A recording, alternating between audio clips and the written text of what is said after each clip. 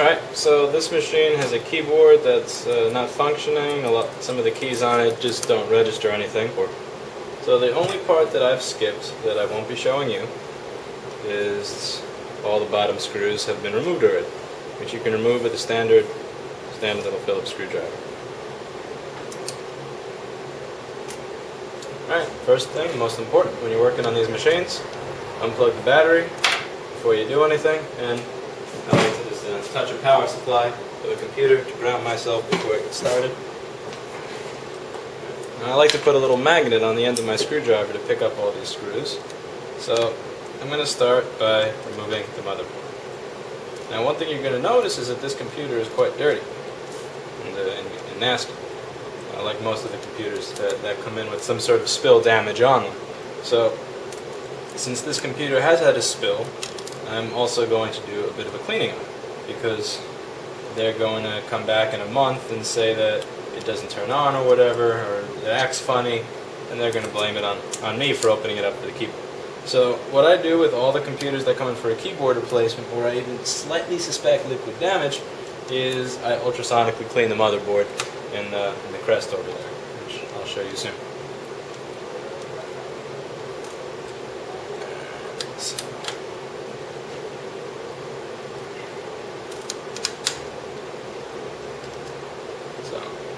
Now the fan screws are slightly longer than the other screws, and there's also 3 different sizes for the 3 different holes for the fan. So just take note of that when you're taking all these screws out. Also, one thing you'll notice, I'm going to zoom out here a little bit so that you can see,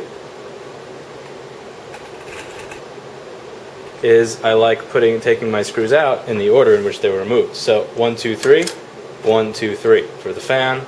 My bottom screws, my logic board screws, I don't throw them all into a little bin. Throwing them all into a little bin is a complete nightmare and clusterfuck, because then you won't know which one goes back where. And especially once you get into more complex devices, let's say the iPhone 4 and 4S, where literally every screw you take out is a different screw. It gets to be a little bit of a mess. One thing that drives me nuts is when people will bring something in and go, "Oh, I've taken half of it apart already. Here, it's in a box. I've made it easier for you. I already did half of it." Like, no, you didn't. You just made twice as much work, because now I have to figure out where all these go. And they'll say something like, "Well, you should know where every screw goes. You're a tech, right?" I'm like, yeah, I'm a tech, which is why I take them out in the order that I remove them, so I know exactly where they go. And when I go to put the machine in storage, I typically have different magnets for the different screws for the different areas, so I know exactly which screw goes into which location. Now we're going to remove this little bracket over here,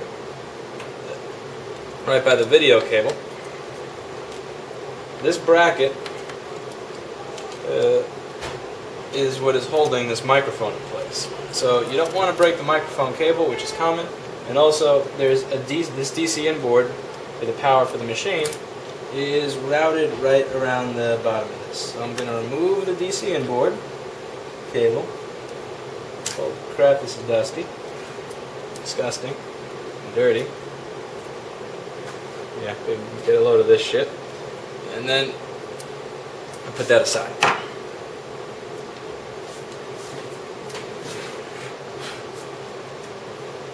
Okay. Now, this is the keyboard backlight, this black piece here. Now I'm going to remove the optical drive.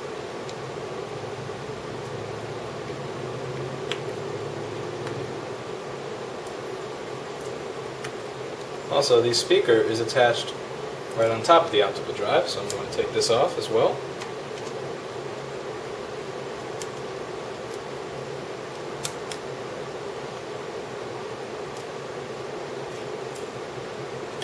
There's another bracket right over here that the speaker screws into.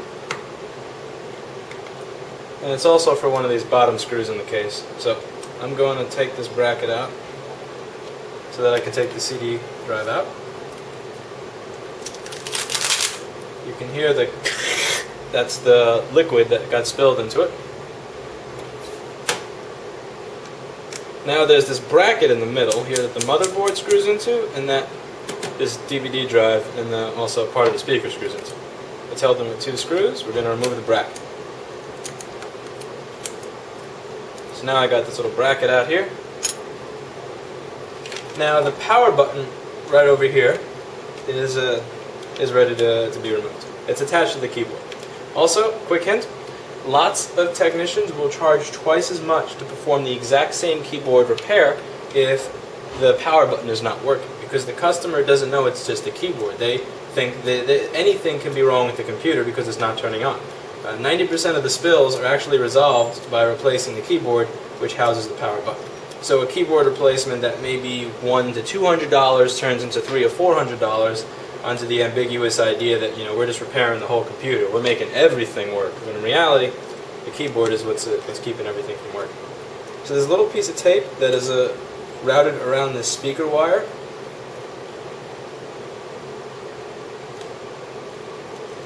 Now typically I would care more. You probably noticed that I'm just, you know, beating away at it because I don't care about this old keyboard. I'm throwing this old keyboard in the garbage, or e-waste. So I don't care if I really mess that wire up, but you should care about this if you're trying to get to, let's say, if you're trying to take out a keyboard that you plan on keeping. I don't plan on keeping this one, so I don't particularly care. Now these 2 tiny screws, make sure you save them somewhere because they're different from every other screw in the computer. If you lose one of these 2, you cannot steal a screw from another part of the computer and put it in there. Now we take out the backlight, which is glued down on the sides here. You don't want to rip it because usually if you rip it, it will not work. And typically on liquid damage, this is the most disgusting part of the machine because you combine a liquid with adhesive, and this is also the first place of the machine where dirt will fall. So if you have a dirty customer, and often they can get quite dirty, this is where you will find all of it.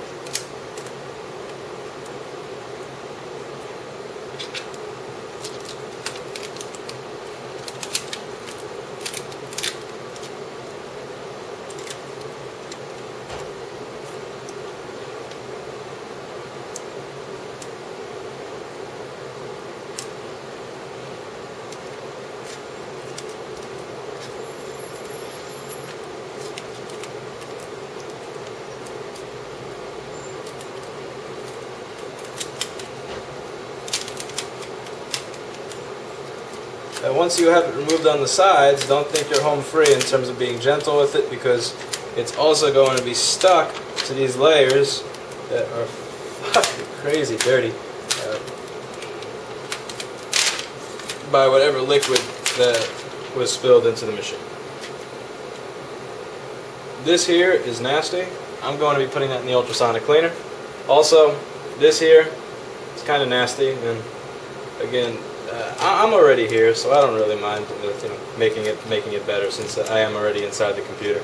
So I'm getting the thermal paste replaced on here is the least of the concerns, but it is something that I am going to do while I'm in it. Look, my screw has a wig. Not touching that shit. Get out of here. Okay, got another screw.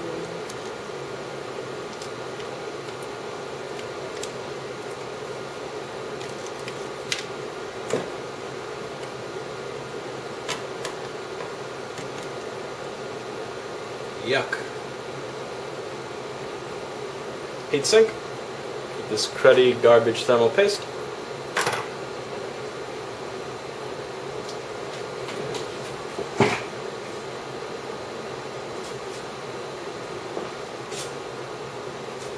This is the speaker and the microphone right here.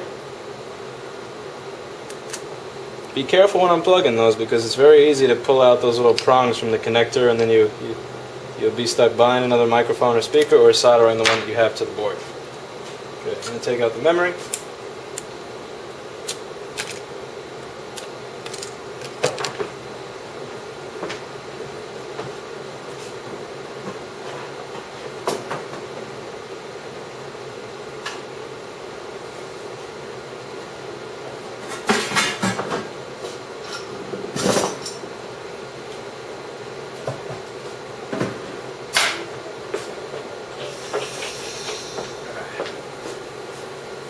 let's move over here for a second. This is incredibly bad photography, so please forgive me. Okay, this is my ultrasonic cleaner. I'll blow this board off a little bit because it is disgusting.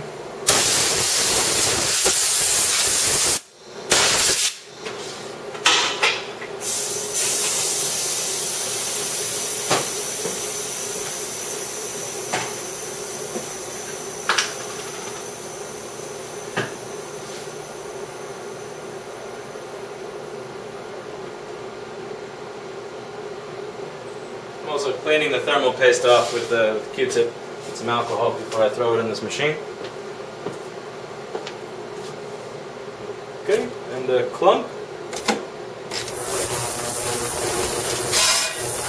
Off to the races. What that thing does is it creates bubbles via a very high frequency transducer. The bubbles hit the motherboard and they explode, and these bubbles also make their way underneath the many chips, and it corrodes away any of the contaminants or the fluoride in the water or the crap in the Coca-Cola. It's called cavitation. It's pretty cool and also expensive. That thing with the tray was over $600, but it's most certainly paid for itself and then some. So now I've removed about everything from the computer, and excuse the bad cinematography here. And yeah, I'm not even halfway done, or not even remotely close to halfway done. So, now we have these two layers, which diffuse the light from the backlight onto the keys. And again, dirty as hell. So, yeah. I'm going to take a second to wipe my hands off.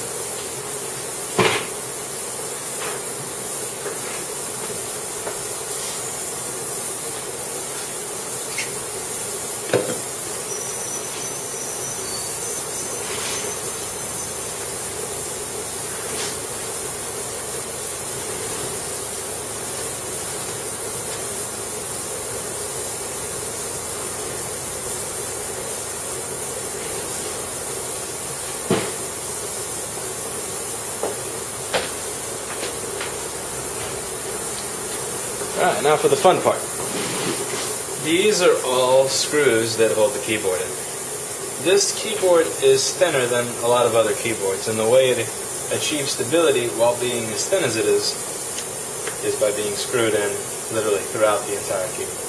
So I put a magnet on the end of my screwdriver and got to remove each screw individually. You may come across a couple of screws that are rusted. Be careful with them. You will need every one of these screws back. This is not like a standard PC or even like other Apples where if you're missing one screw, you can get away with it. There will be a noticeable depression in the keyboard wherever you lost the screw. And the discerning customer will notice and will bitch you out for it. Rightfully so, because you're charging money for it. So.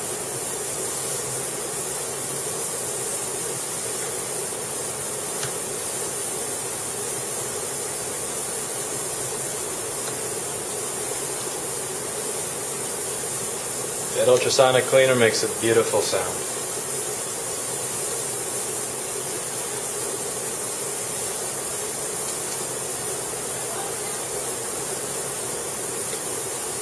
Now in that ultrasonic cleaner, I have a mixture of distilled water and a cleaning agent that's specially formulated for electronics and motherboards and other components so that it gets rid of the crap without taking off what I need.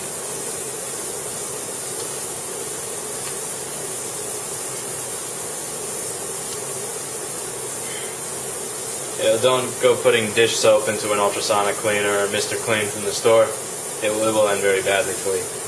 Or cheap out on regular water versus distilled water. Because keep in mind, a lot of the things that are in water that fall onto the board that cause problems are the very things that are going to be in the water you're using if you just fill it up with tap water. Distilled water is not going to have fluoride or any of the other gunk in it that we don't want on the motherboard.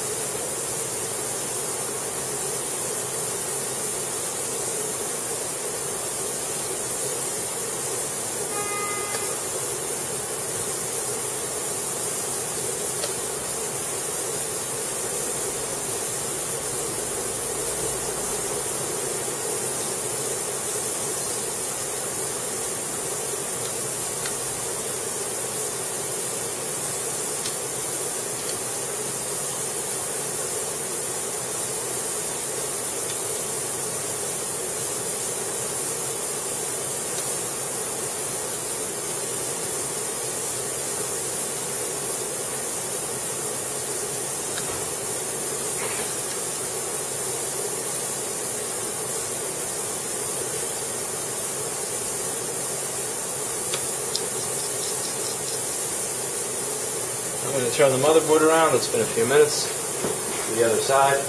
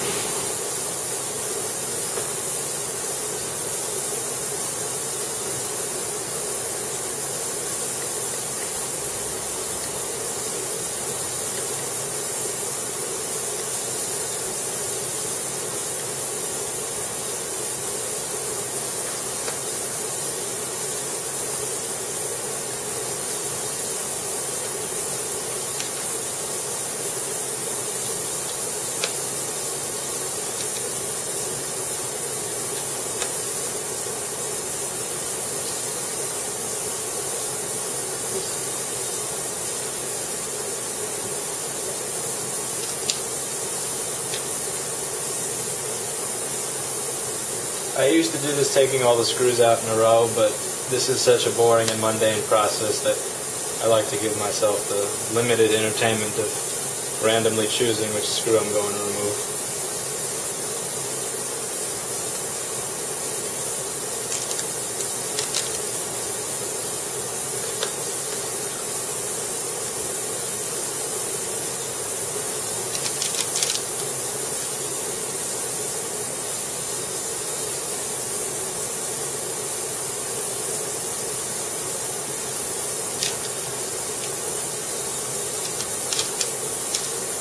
This was stuck in there pretty hard by the dirt and the grease, and you can see the nasty shit on this keyboard. Let's see.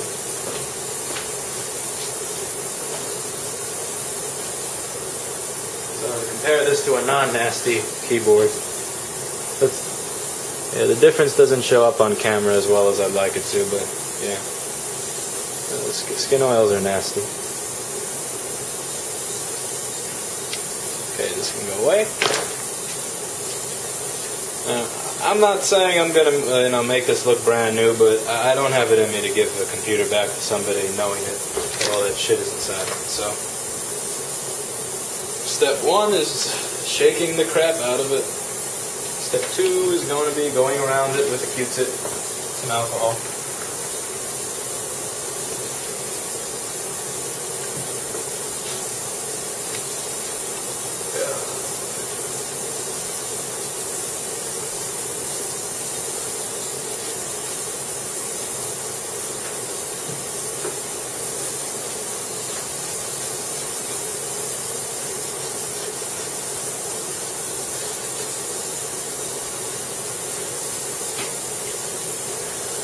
On a machine like this, the Q-tips are fighting a losing battle.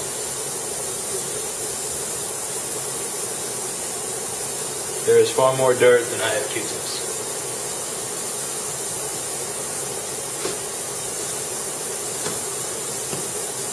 Yeah, I'll do some with the top as well.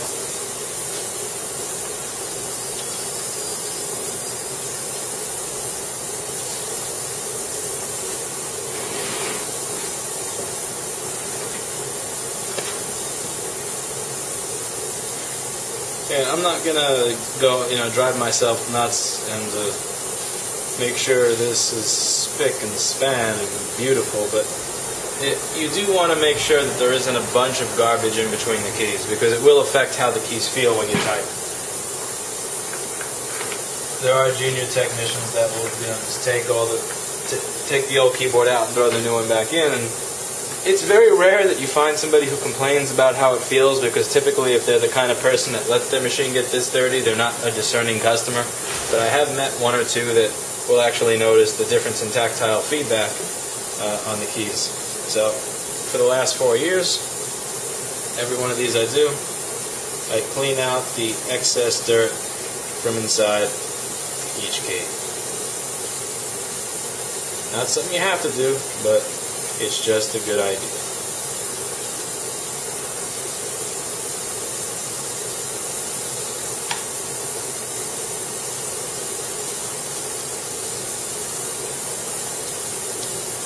So once I see that the large pieces of gunk are off, I move on to the next one. I'm not going to go nuts trying to get each piece of gunk off from inside each individual key.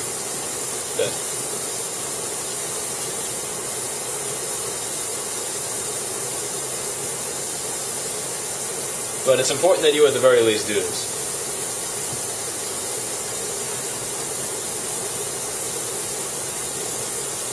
And don't just put the new keyboard in and be set.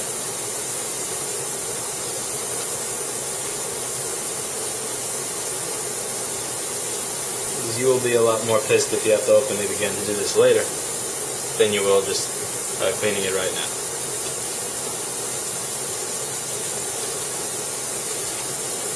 Speaking of cleaning, I believe that is enough time for our motherboard in the cleaner.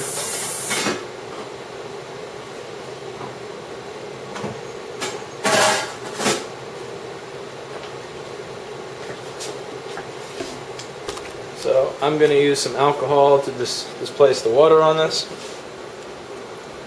It's totally fine if you're using a high percentage alcohol to simply pile it on. Let it get underneath and around every chip.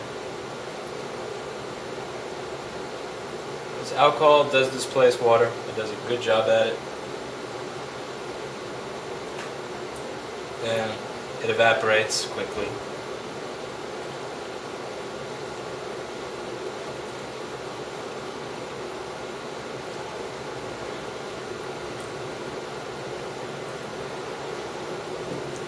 Does this not look nicer than the board that I showed you earlier? It's glistening with beautiful alcohol. Use the compressed air to dry it partially. Excuse the noise that the air compressor may make.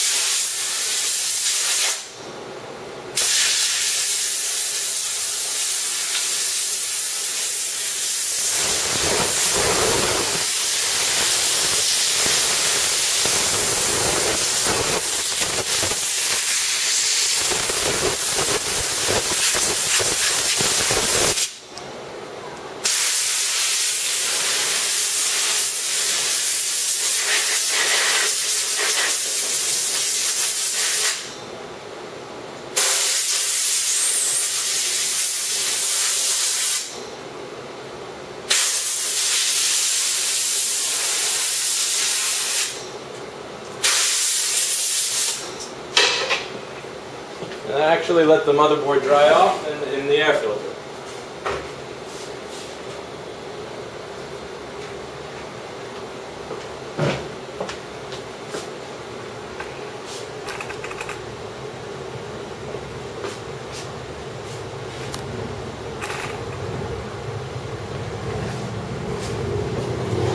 Back to this. You should, if you're using standard water or something else to clean your board, or you don't have a high pressurized air unit, you should probably let the thing dry out for 1 or 2 days. I'm going to put that board right back in here when I'm done, because the alcohol definitely displaced most of the water, and whatever alcohol was left on that board along with the water was most likely blown off at a 125 psi over there. And lastly, I'm drying it in the air filter. Also, a note on compressed air. If you are using a compressed air unit and you want to use it at the highest pressure because you're impatient, like I am, keep the pressure away from certain pieces. For example, the keyboard clip. You don't want the keyboard clip to go flying off the board because you shot it with 125 psi. But high pressure can also be a good tool for a liquid damage board because you will get to see which components are loose or just about to blow off, or which pads are just about to blow off. But that's saved me a couple of times on boards where I was losing my mind, where I couldn't figure out why it wasn't working when everything appeared to be there. But that'll be for another video altogether.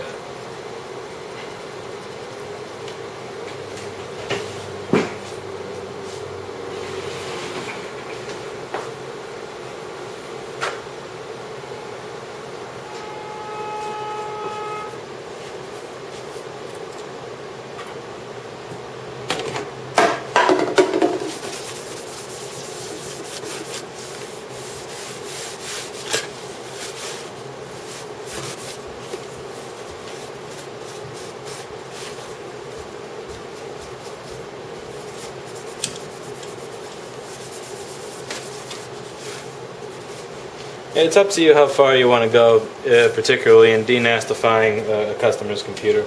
It's totally up to you as the individual, how nuts you want to go with it.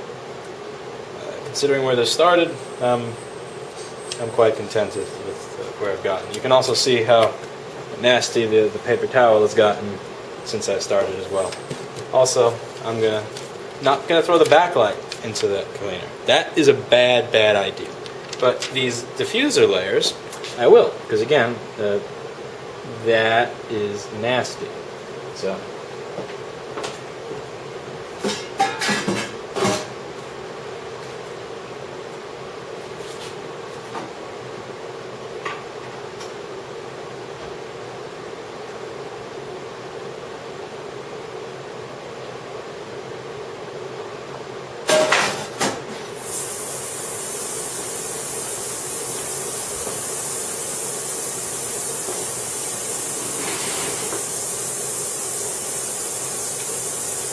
New keyboard.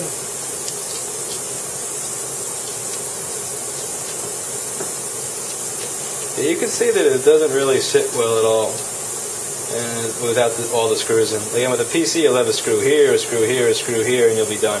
You can't really get away with that with this kind of keyboard, unfortunately.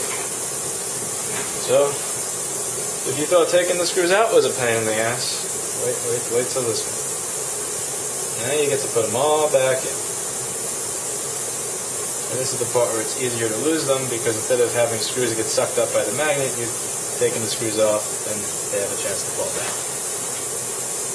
And as I stated before, do not lose a single one of these screws unless you have a lot of spares. You cannot afford to lose these screws, because if you lose even one of them, the keyboard will look different, and that is obviously noticeable. So be careful not to lose a single screw.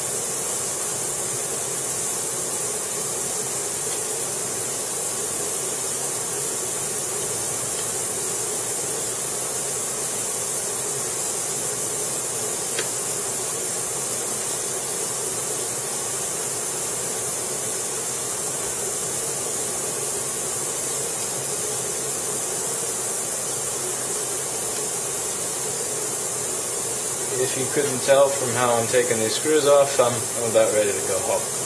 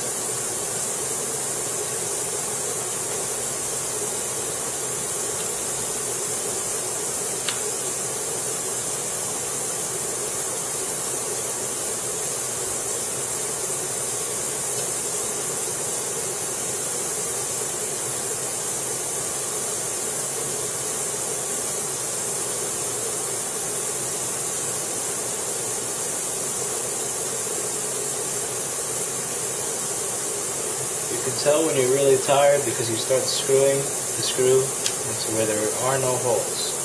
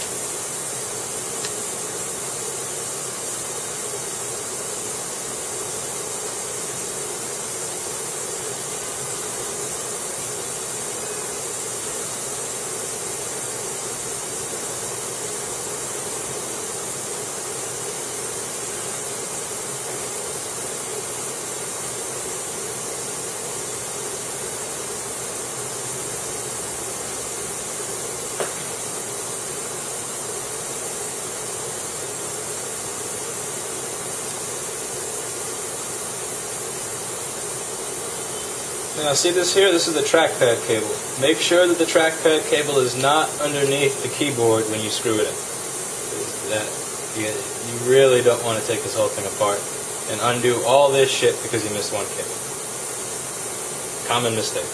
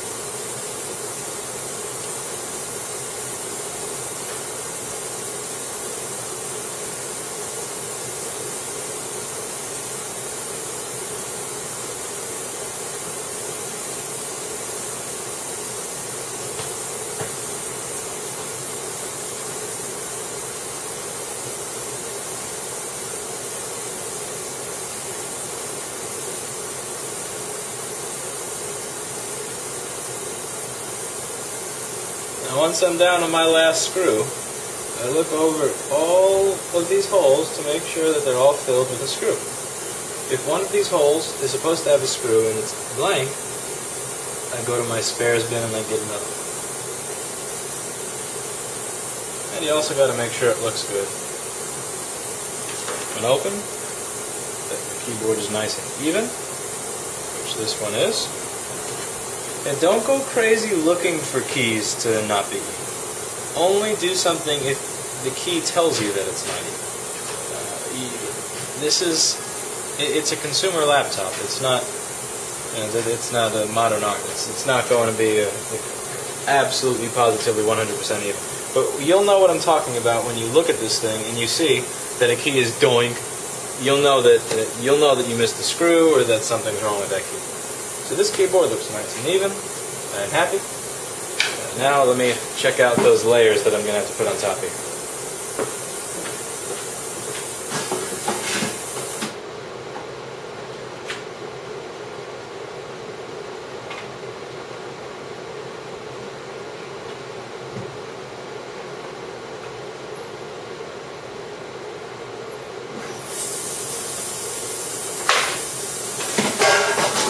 Okay, so they're still kind of disgusting. So I turn them over in the cleaner, and we're going to wait for that a little more.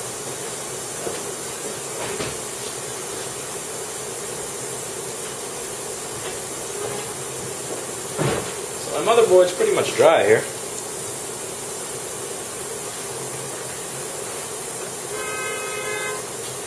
I'm going to clean off whatever thermal paste I may have not cleaned off properly the first time around.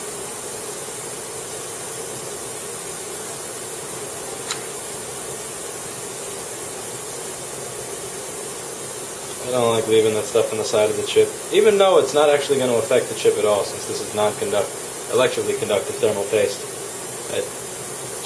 I don't like seeing it there. So I'm cleaning off the chip.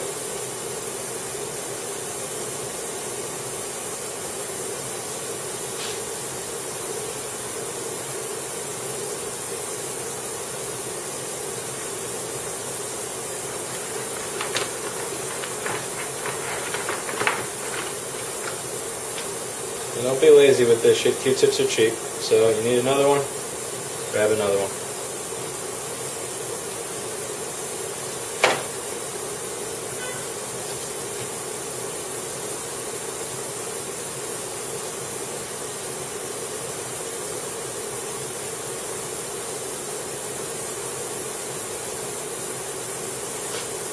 Now the heatsink here is,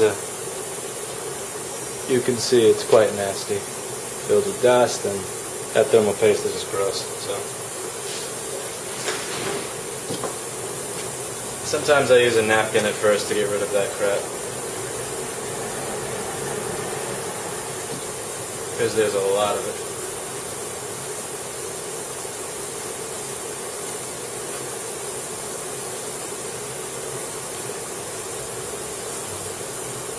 Yeah, this stuff is all good maintenance. If you're just in there to replace a keyboard or to replace a hard drive on a machine where you don't have to open the whole thing, I understand. But if you have to open up the entire computer to get to whatever it is you're getting to, this is just good stuff to do.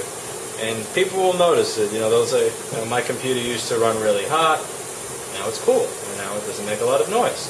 And just like people will automatically assume the worst of you because you touch their computer, people will say, the CD drive stopped working right after we replaced my keyboard, even though they haven't used their CD drive for 2 years and it was broken all along. People will notice the good things that you do as well. Don't be a pessimist. So if their computer starts running a lot colder right after you've worked on it, they will credit you with that.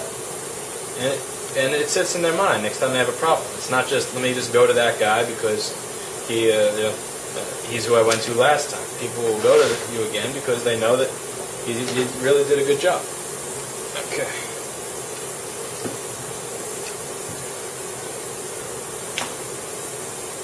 I don't buy the thermal paste in those little $5 syringes because they run out in less than a week. I buy them in these big tubs. Another thing, with paste like Arctic Silver, which is the most popular, you'll notice they have Arctic Silver 5, and they'll have the ceramic. I actually prefer the ceramic for laptops, even though it runs about 1 to 3 Celsius hotter, for one reason. With the Arctic Silver, the ceramic, it lasts a little longer. Arctic Silver 5, when I used to use that, it was great stuff. It worked amazingly. But if you're running a setup that's really hot, for example, I had a 4 gigahertz overclocked Core i7 that was running 100% load for 5 or 6 hours at a time, 1 year or 2 years down the line, it stops being as effective. Whereas the ceramic is slightly less effective in my experience, but it holds over time. And in a desktop that I'm using for my personal use, it's one thing, it's kind of easy to replace every now and then, but a laptop, it's probably not going to get replaced until the next time it doesn't work. So I try to stick to the ceramic stuff for a laptop. Also, make sure you don't put too much on it. Put just enough on that it'll conduct heat to the heatsink, and not a lot more. If you put more, it'll actually wind up working as an insulator. So don't be that person that puts gobs and gobs of thermal paste when you really only need a tiny amount.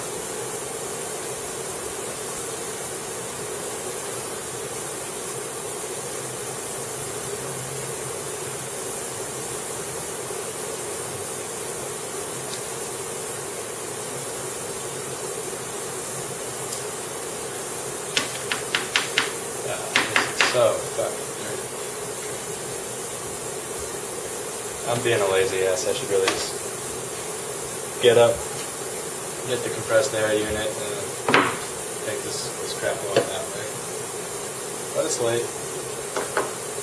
I'm tired. I'm being a little lazy.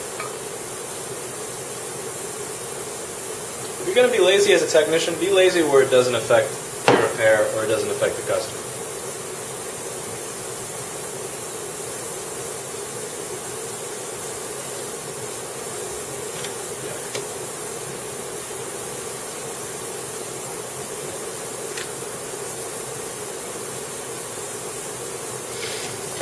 Now comes this speaker and the microphone, as you can see. Can you see? Hell if I know how to make autofocus work on this thing. It's quite disgusting. Like most of the computers. So I don't want to scratch the speaker, but all this crap around the side here needs to go.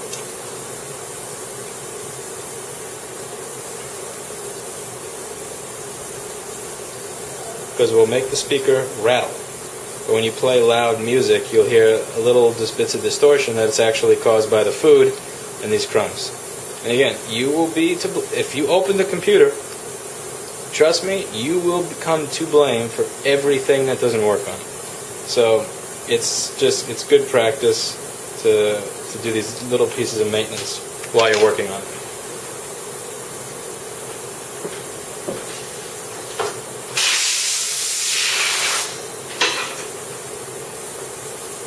Also, if you use compressed air on the speaker, keep it under 25 psi so that you don't wind up destroying the thing.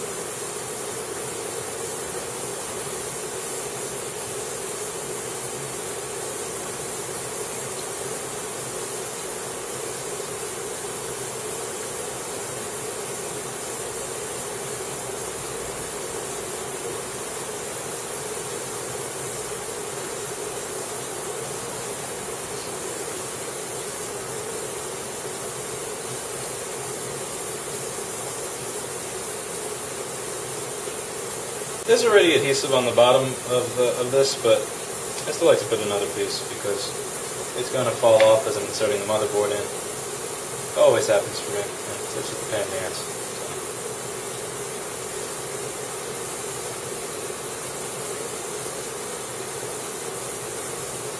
And double-sided tape. You don't have to do this. I just do it because it helps me curse less later on.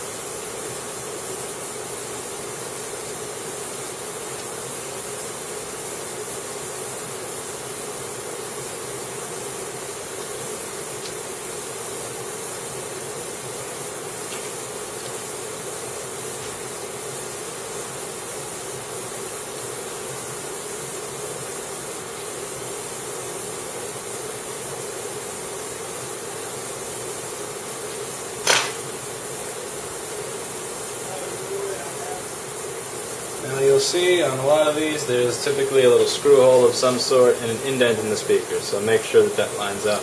That's how you know that you aligned it right. Then you plug them into the board again.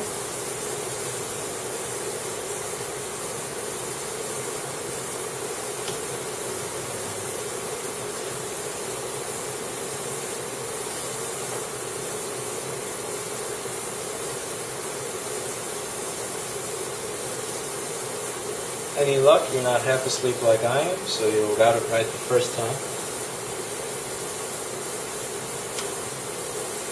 That's another thing in laptop repair. Wire routing and proper wire routing is incredibly important. Plugging the wire in is half the battle.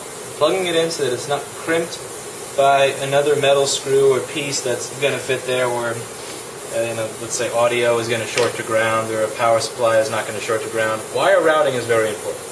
You don't want anything to be stretched where it's not supposed to be. So.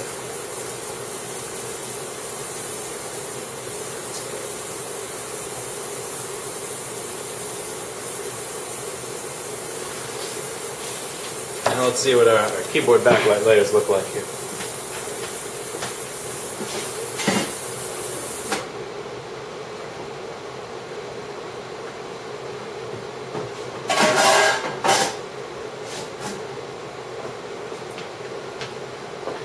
I believe ultrasonic cleaner 1, nasty computer 0. Yeah, this machine is a lifesaver. This looks good. So I'm just going to dry it off. And excuse the loud noise that's going to be coming from the air compressor.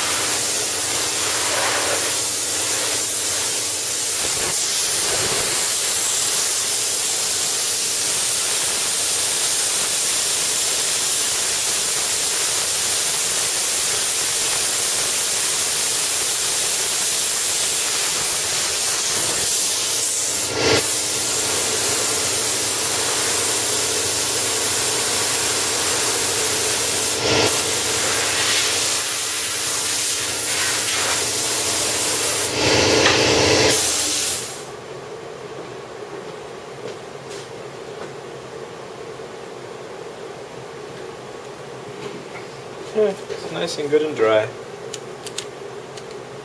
and clean.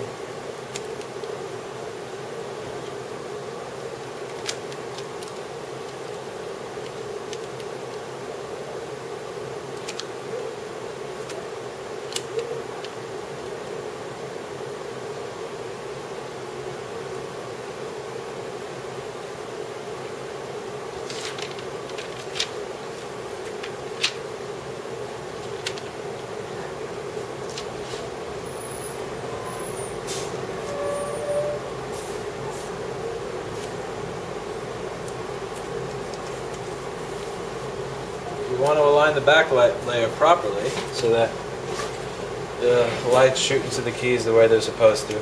You'll know if you didn't if you only have light down a very tiny section of your keys.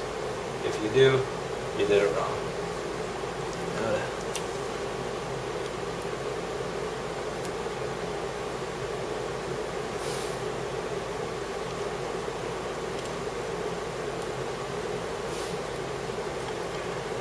I'm going to put the power button back in here.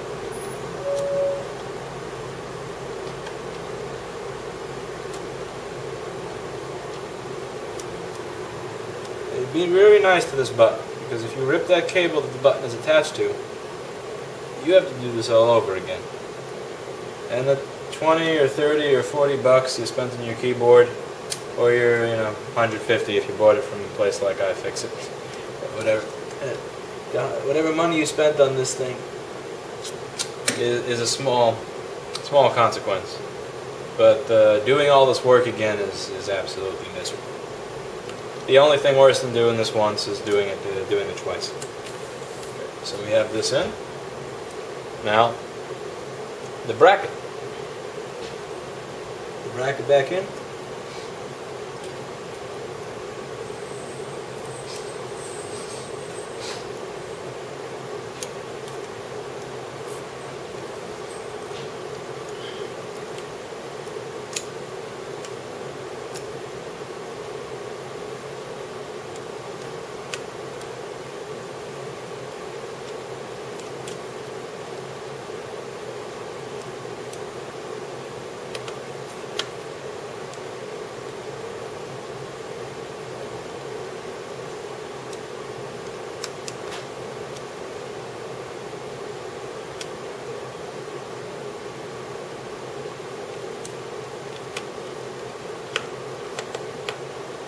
It also helps if you're not putting the bracket in upside down, which I have a hunch I'm doing right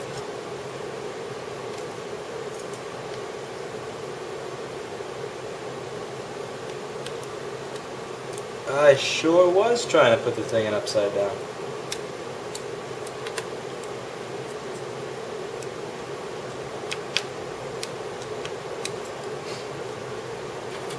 Now your CD player. Remember, right side up. This cable, point down.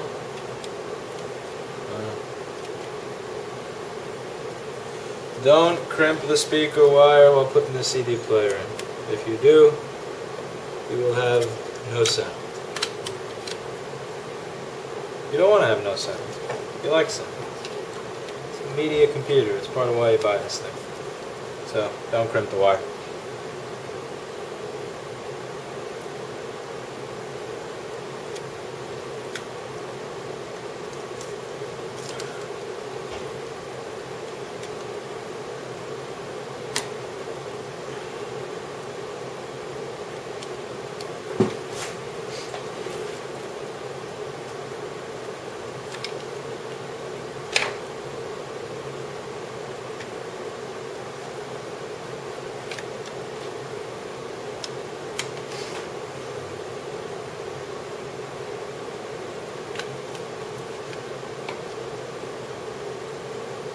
Put the bracket back. This wire over here for this Wi-Fi, Bluetooth, and webcam is going to go under this bracket. Screw the bracket in. Lots of laptop repair is proper wire routing.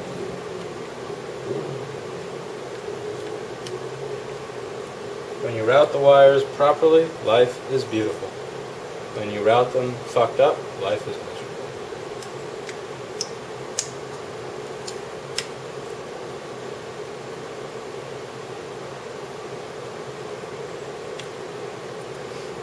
Speaker back in here.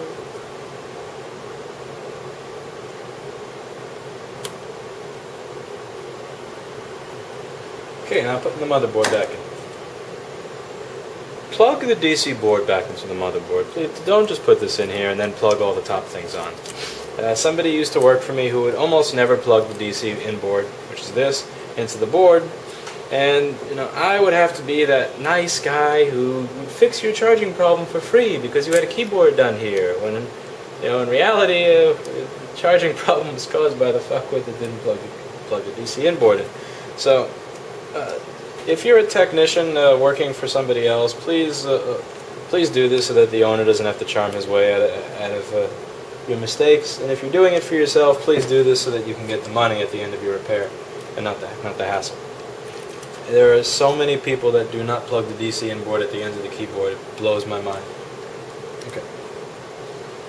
Now, as you're going, make sure that all of these wires are being routed properly. So the first one, the DC inboard, there's a screw holder right here in the case. The DC inboard wire goes this way around the screw holder, not this way. You have the battery indicator, the battery. Now let's go to this side. Keyboard backlight, keyboard, trackpad. This is the hard drive wire, which I keep folded over. This is the optical drive wire, speaker wire, and Wi-Fi, webcam, Bluetooth. Now slide the board in, and also be nice to the microphone here. Don't forget about the microphone. So slide the board in and make sure that all of those wires are where they're supposed to be. And once all the wires are where they're supposed to be, I like to screw it down in the corners so that the wires don't wind up running under the board, as you can see them doing right now. And there's one right here that almost ran under the board. See what I'm talking about? Track that. Stay the fuck there. Okay.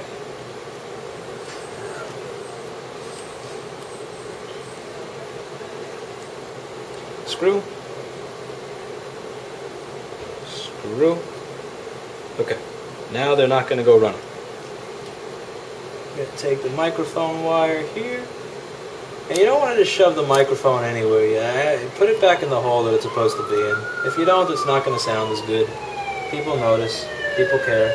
You should care, especially if you're charging money for it. Make sure it sits all in there all the way down. Don't be a lazy fuck.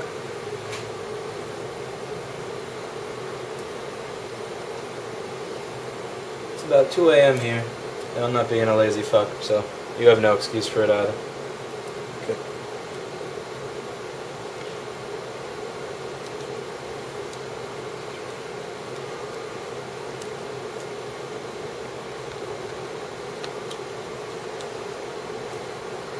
Screw, screw, screw.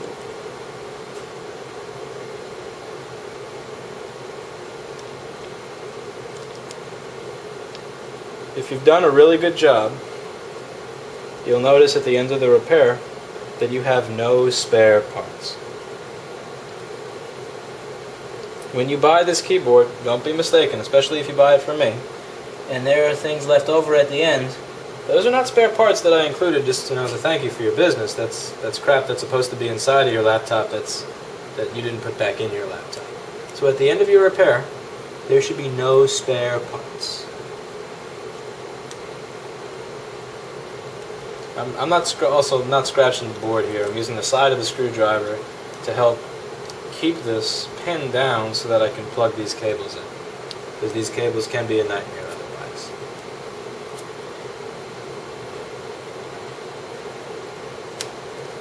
Corner. And then the rest are fairly simple.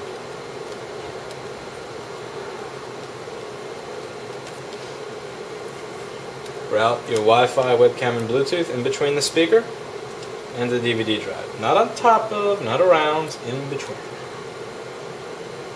Also, when dealing with the Wi-Fi, webcam, Bluetooth one, make sure you plug it in all the way. So you may have to temporarily remove this silly sticker here to push it in on each side. I'm using a Torx T6 screwdriver's head to push it in on each side. and then look under this thing and make sure that there are no pins showing or that it's not diagonal. This cable carries some power, and you'll wind up blowing a little component over here if you don't plug it in properly, and then you'll have no webcam, Wi-Fi, or Bluetooth. There's a 5 volts going up there. We want to keep the 5 volts going up there, and not let it short to ground because it was plugged in improperly. Here we got the other side speaker and subwoofer. Another dust bunny. Where the fuck did you come from? Okay. This is the video cable. Again, very important here because you don't want to blow a backlight fuse on the motherboard. Move this little cushion back. After moving the cushion back, then move this over. And I like to watch that cable the entire time it's going in, then even check again to make sure that it's not plugged in lopsided in any area. I believe it's pin 16 or 17 around there on this model, but those carry the backlight voltage for the screen, power. You don't want that shorting to ground or another pin. Okay, so my microphone wire was routed right around the hole for this bracket. Again, routing is important. I noticed it before plugging everything in. Please notice these things as you're going. Don't just blindly follow a guide and just screw things in. That's how things get fucked up. If screwing, that's another thing. The same person who would not plug the DC in board in also loved screwing right through the microphone wire. So the bracket is screwed in. Now the fan is left.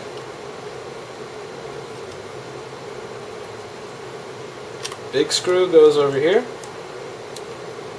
Medium screw goes over here.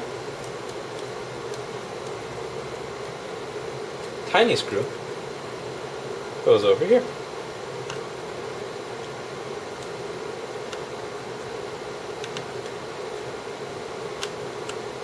Also, if you're ever having a problem inserting a screw, typically it's righty-tighty, lefty-loosey.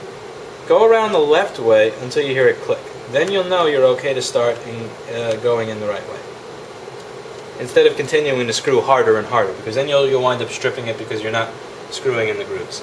Lefty-loosey, righty-tighty, go left for loose until you hear click, and then start going in. Also, notice I'm leaving the battery for last. I want to plug everything in without power going to the machine.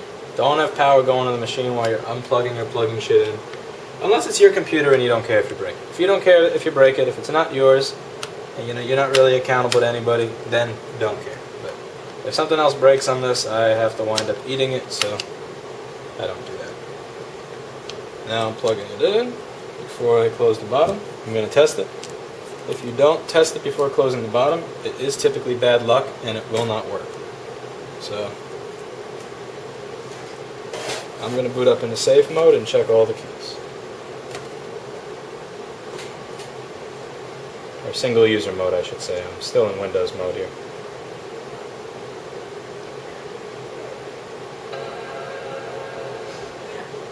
The screen is also cracked on this computer.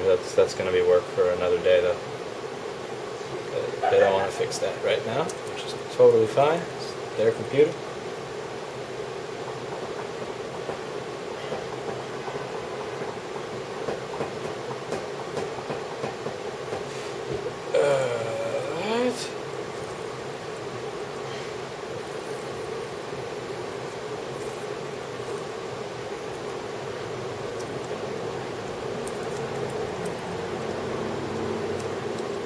Alright, I'll have to go into the operating system to test the rest of the keys, which I actually can't do since I did forget to ask for that password, but I will do that tomorrow. I'm about to go home. This works. It's probably going to run considerably cooler than it did before because it's all cleaned out. It's using the better thermal paste, and look at all that dirt. Good. Hopefully you learned something here. Hopefully this helps you with fixing your own machine, and hopefully it's been helpful that I went through the entire process without speeding anything up or working on a perfect case computer where everything was, kind of, you know those videos that you see online where everything's kind of already done for the person, or they're removing the glass on the MacBook and the glass has already been removed, it barely has glue on it, they just go doink and it comes right off. It doesn't come right off. Or the backlight layer when they're replacing the keyboard has no dirt on it. It just comes off like this. That's not how it is in real life. So hopefully this video is a little bit helpful, since it's working on real machines, no video production effects, and it's all being done with real life computers that are in the real life incoming pile here at the store. So yeah, these are all the machines that we got to work on. It truly never ends. But that's good. Yeah. Until next time, thank you for viewing. Good night.